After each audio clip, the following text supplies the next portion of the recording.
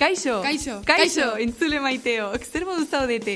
Ongi etorriak hau podcastera, hezkidetza eta askatasuna uhinetan zabaltzeko podcasta.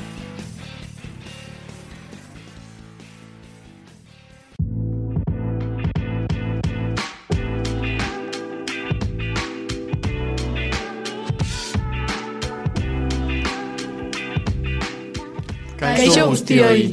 Gu Urlatako Askatasuna ikastetxeko lehenengo batxilergoko ikasleak gara, eta ongi etorri ematen dizuegu hau podcastaren saio berri honetara. Gu Saioa Garzia, Ane Jaime, Odei Castellano, Itxaso Aldunate eta Lorea Balda gara, eta genero arrakala gaia jorratuko dugu. Horiek horrela, genero arrakala gaiari buruz aritzea aukeratu dugu. Egunerokotasunean ezkutatzen den zerbait delako, eta honen ondorioz uste dugulako garrantzitsua dela honi buruz hitz egitea. Zuek zer esango zenukete, garrantzitsua iruditzen zaizue honi buruz hitz egitea? Niri, adibidez, genero arrakala zer den galdetuko balidate, gizonek kirol batzuetan profesionalak izateko aukera gehiago dituztela, dela esango nuke. Bai, hala da, horren arira esan nahiko nuke kirol profesionalean soldata arrakala 14% baino handiagoa dela. Badirudi, kirol profesionalean genero berdintasuna lortzea oso zaila dela. Datu hau oso kezkagarria iruditzen zait. Antzineko egunean ordenagailuan nenbilela Forbesek egindako txostena irakurtzen hasi nintzen, eta datu batek arreta ditu zidan.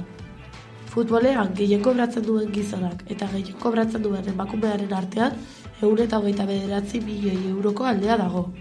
Datuak izugarriak dira, azken finean klubek gauza berdinak eskatzen dizkiete haien kirolariei. Hau da, partidoak irabaztea eta fisikoki ongi egotea. Nire ustez balioko berdineko lanari soldata berdina jarri beharko litzaioke, eta bestelako gehigarriak berdinak izan beharko lirateke. Gainera beste eskubide eta baldintza batzuk daude bermatu behar direnak. Zurekin bat nator, kirolaren inguruan hitz egiten ari garenez, aipatu nahiko nuke mutile pratikatzen duzten, kirolen eta neske pratikatzen dituzten kirolen artean, desberdintasun handia egon dela historian zehar. Naiz eta gaur egun hau asko aldatu den, nire ustez arazo hau gizartean ezarrita dauden estereotipoen ondorioa da. Bai, mutilei txikitatik erakatsi diete indarra erabili behar dutela. Horren ondorioz, kontaktu fisikoko kirolak aukeratu dituzte. Aldiz, neskek indar gutxiagorekin eta kontaktu fisiko gutxiago duten kiroletan parte hartzen dute. Honen adibide argia ikastetxetako patioetan gertatzen dena da. Mutilek lekuaz jabetzen dira futbolean edo eta beste kirol batzuetan jokatzeko. Eta neskek bazterretan geratzen dira bestelako gauzak egiten. Halaber, eskola erlijiosoetan arazoa areagotzen da. Neskek gora eramaten baitute eta hau oztopandia da kiroletan parte hartzeko. Zuek zer iritzi duzue hurrengo esaldiaren inguruan? Neskek ez dute jolasten ez dutelako nahi. Neskek betidanik entzun behar izan ditugu horrelako esaldiak eta nire ustez hauek ez dute zerikusirik errealitatearekin. Lehen esan dugun bezala neskei gizartearen aurrea jokatzeko modu bat erakutsi digute, eta honek eragin handia izan du kirola hautatzerako momentuan. Horregatik oso zaila da estereotipo horietatik kanpo dauden kiroletan parte hartzeko. Halaber, zenbait kiroletan neskek jokatzeari utz behar izaten diote. Txapelketetan generoaren arabera berizketak egiten dituztelako eta ez dagoelako neska nahikorik taldeak osatzeko. Adibide bat futbola izango litzateke. Gai honekin bukatzeko, galdera bat bota nahiko nuke. Zuen ustez, testosterona maila altua duten emakumek kirol profesionalean parte hartzeko eskubidea izango beharko lukete? Nire ustez, testosterona maila altuko emakumeek kirol profesionalean parte hartu beharko lukete. Testosterona maila altua izateak ez zaituelako emakume gutxiago egiten, eta gorputzeko beste ezaugarri bat delako. Ez litzatekeena kontuan hartu beharko. Lehengoan, irakurri nuen albiste baten arabera, kirol profesionalean arau bat zegoen non emakumeek txapelketetan parte hartu ahal izateko testosterona maila zehatza izan behar zuten, baita gizonek ere. Hortaz, nire ustez, ikerketa sakon bat egin beharko litzateke eta konponbidea bilatu beharko litzateke. Ea testosterona desberdintasun honek lehiaketan aldaketarik ekar ote dezakeen aztertuz. Jarraitzeko genero arrakalaren inguruan hitz egiten dugunean, burura etortzen zaidana zera da. Emakumeak lan elkarrizketak egiten doazenean haurdun geratuko ote diren galdetzen dietenean. Horregatik, enpresa askotan lehentasuna ematen diete gizonei haien enpresetan lan egiteko. Bai, hala da. Aipatu nahiko nuke gaur egun emakume kirolarien kontratuetan, adibidez, haurdun ez oratzeko klausulak daudela. Horren ondorioz, kirolariak ez dira haurdun geratzen, botako dituzten beldur direlako. Gainera, kirolari gizon profesionalek ere ez dute aitatasun baimenik hartzen. Nire iritziz, elitzaiek emakumei galdetu behar ea ordun geratzeko asmoa duten, edo ez.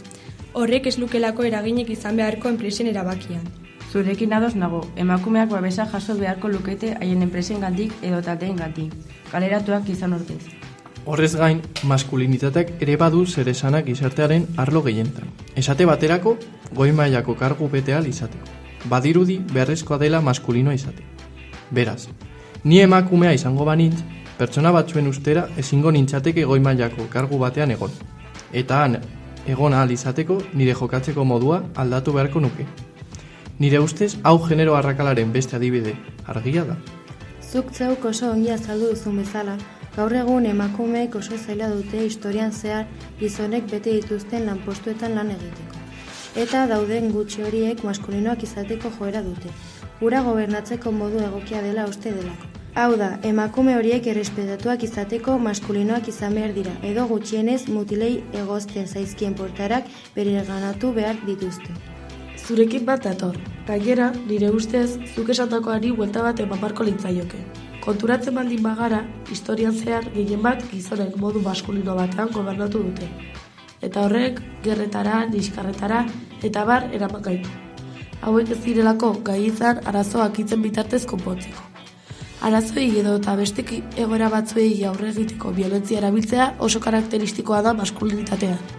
Hortaz, ailegatuz naizen ondorioa aurrekoa da.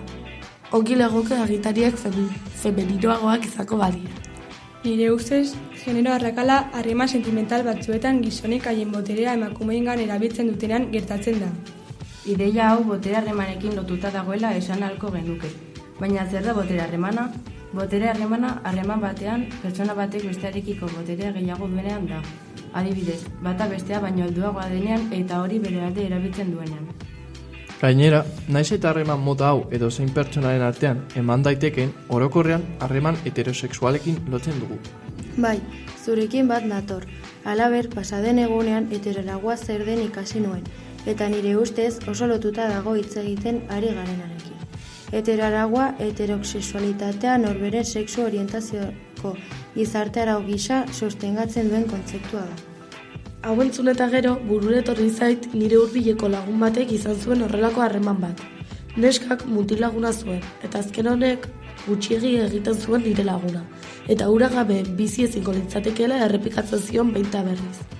Horren ondorioz, neskak mutilarekiko mendekotasun emozionala sortu zuen. Momentuan ez nintzen honetaz konturatu, eta objakin eta gero begiak ireki zaizkit. Botere harreman hauek baita maitasun erromantikoaren hainbat mito ere sare sozialen erruz normalizatu egin dira. Horrez gain genero estereotipoak indartzen dituzte. Zuek adibide antzeman dituzue? Nire ustez, honen adibide argia sare sozialetan ematen den ziberjazarpena da, gehien bat emakumeei eragiten diena. Bai, hala da, gainera emakumeek hipersexualizazio batean bizi dira sare sozialetan. Hau arazo oso larria da. Sare sozialak hartzen ari diren garrantzia kontuan izan da, horren ondorioz, konponbideak bilatu beharko lirateke, honi aurre egite.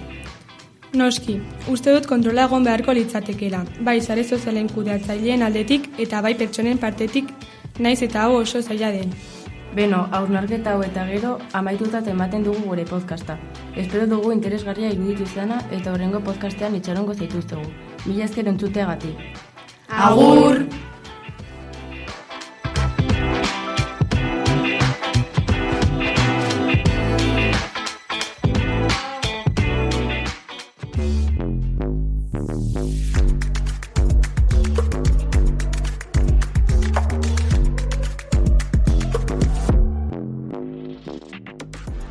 Hau izan da guztia eta hurrengora arte. Agur!